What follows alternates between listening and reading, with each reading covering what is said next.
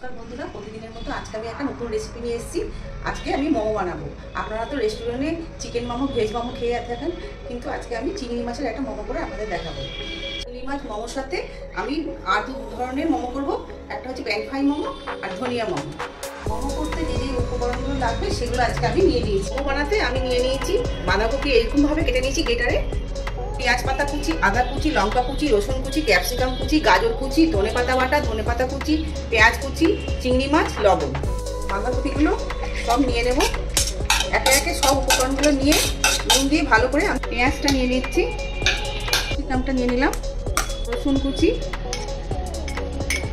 গাজর দিচ্ছি, আদা কুচি, লঙ্কা কুচি, সব সবজিগুলো একসাথে নিয়ে আমি নুন দিয়ে ভালো করে ধনেপাতা কুচি, পরিমাণ মতো লবণ দিয়ে দেবো, দিয়ে ভালো করে এটাকে আমি এখন চটকাবো। হাত দিয়ে ভালো করে এইভাবে চটকিয়ে নিতে হবে। এইভাবে ভালো করে লবণ দিয়ে চটকিয়ে নেব। চটকিয়ে দেখবেন জল বেরিয়ে যাচ্ছে। যতক্ষণ অবধি জল না বেরোবে ততক্ষণ অবধি ভালো করে চটকাতে হবে। মধ্যে আমি সব সবজিগুলো লবণ মাখিয়ে রেখেছিলাম, সেইগুলো নিয়ে এখন ভালো করে আমি নিগড়িয়ে নেব।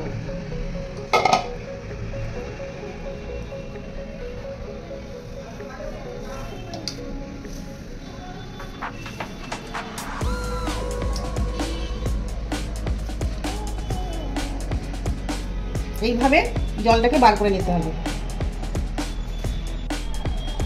সব সবজি জলগুলো বার করে এরকমভাবে করে নিয়েছি। ধনিয়া মোমোর মধ্যে আমি গন্ধরাজ লেবুর রস দিয়ে দেবো, যাতে ফ্লেভারটা ভালো আসে। গন্ধরাজ লেবুর একটা আলাদা ফ্লেভার থাকে, খেতে আরও বেশি ভালো লাগবে।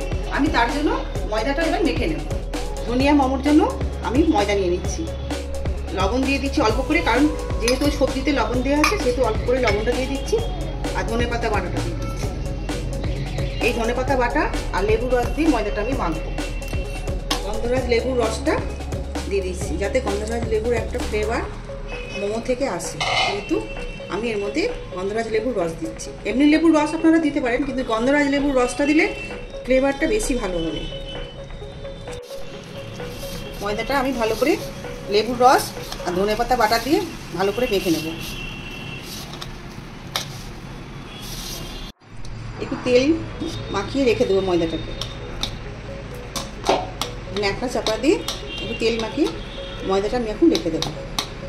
মোমো করতে আমি ময়দাটা এবার মেখে নেব। দিয়ে দিচ্ছি অল্প করে, হালকা গরম জল দিয়ে ময়দাটাকে মেখে নেব। ময়দাটা একটু শক্ত করে মাখতে হবে, নরম করে মাখলে হবে না। ভালো করে ময়দাটাকে মেখে নেব।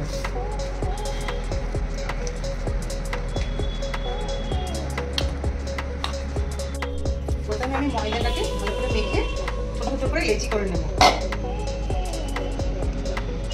একদম ছোটো ছোটো করে লেচি করতে হবে। ময়দা দিয়ে আমি গোল গোল করে লুচির আকারে বেলে নেব।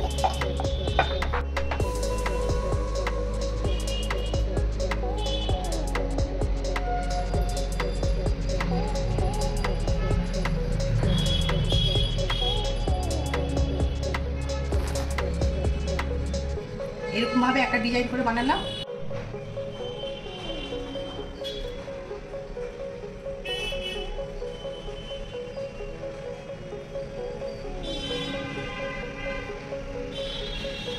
আপনারা আপনাদের মতো ডিজাইন করে বানিয়ে নেবেন। আমি অত ভালো ডিজাইন জানি না, যেমন জানি সেরকম করে আপনাদের দেখালাম। এটা আরেক ধরনের ডিজাইন।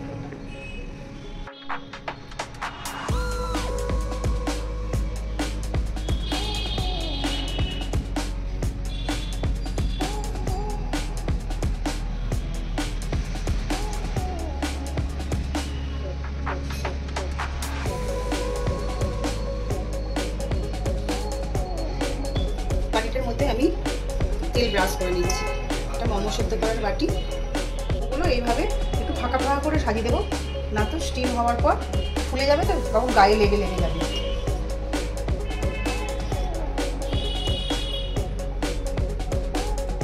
এই ময়দাটার লেচিটাও এইভাবে বেলে নিচ্ছি। এটা চিংড়ি মাছের মোমো করবো। ভেজে আমি এই যে সবজিগুলো ছিল এর মধ্যে আমি ভালো করে মেখে নিয়েছি। এবার এর মধ্যে এই পুরটা দিয়ে আমি মোমো বানিয়ে নেব।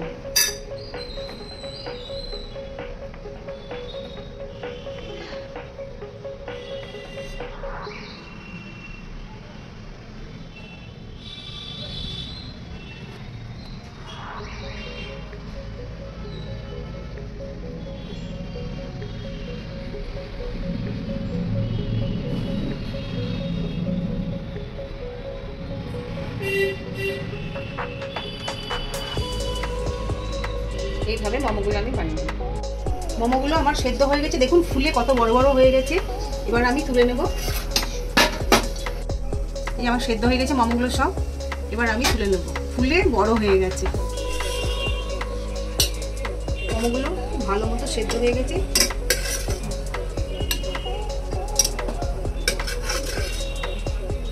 ওগুলো আমি ফ্রাই করে নেব। মোমোগুলো আমার ভাজা হয়ে গেছে, দেখুন ফুলে কেমন বড় হয়ে গেছে, লাল করে ভেজে নিয়েছে। দেখুন আমার ধনিয়া মোমোগুলো কি সুন্দর হয়ে গেছে সেদ্ধ, একদম ফুলে বড় হয়েছে আর একদম সবুজ রং, দেখতে খুব ভালো লাগছে।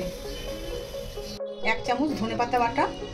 প্যান ফ্রাই মোমো করার জন্য এই সসটা আমি বানিয়ে নিচ্ছি। 2 চামচ টমেটো সস দেব।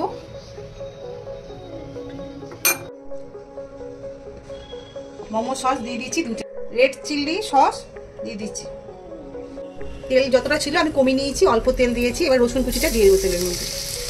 লঙ্কা কুচি দেবো, একটু আদা কুচিও দিয়ে দেবো, পেঁয়াজ পাতাটা একটু দিয়ে দেবো। এবার সসটা এর মধ্যে দিয়ে দেবো। এর মধ্যে এবার মোমোগুলো দিয়ে দিচ্ছি। আমার হয়ে গেছে, দেখুন কি সুন্দর লাগছে দেখতে। প্যান ফ্রাই মোমো হয়ে গেছে। আমার মোমোর রেসিপিটা তৈরি হয়ে গেছে। এখানে আমি প্যান ফ্রাই মোমো তৈরি করেছি, এটা ধনিয়া মোমো তৈরি করেছি, এটা চিংড়ি মাছের স্টিম মোমো, চিংড়ি মাছের ফ্রাই মোমো। ধনিয়া মোমোটা দেখুন কি সুন্দর হয়েছে। আমি এবার সস দিয়ে একটু খাচ্ছি ধনিয়া মোমোটা, খেতে খুব সুন্দর হয়েছে। আপনারা বাড়িতে তৈরি করে খাবেন, খুব ভালো লাগবে। বাড়িতে লোকজন আত্মীয় স্বজন আসলে এই মোমোর রেসিপিটাগুলো আপনারা তৈরি করে সবাইকে দেবেন, সবাই খেয়ে ভালোই বলবে। দেখুন ভেতরে এই দেখুন চিংড়ি মাছগুলো দিয়েছি।